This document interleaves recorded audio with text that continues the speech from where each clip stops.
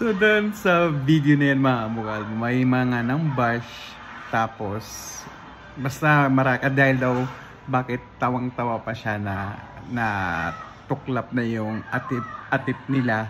So para sa akin saludo ako sa kay ate dahil imbis na iiyak siya or yung damdamin niya na nangyari sa kanila, tinatawanan na lang niya kasi wala na siyang choice wala siyang magagawa dahil nga yun na nangyari na, ihangin yan, alam naman pipigilan mo, diba? So maraming nambash sa kanya. So sana naman sa mga nambash dyan, ibahin niyo yung tao, iba yung pag-iisip niya, ganun siya, talagang ano lang siya, yung matapang siya, imbis na maglupasay siya dyan, iiyak. So ang ginawa lang niya, tumawa na lang kasi wala na siyang magagawa.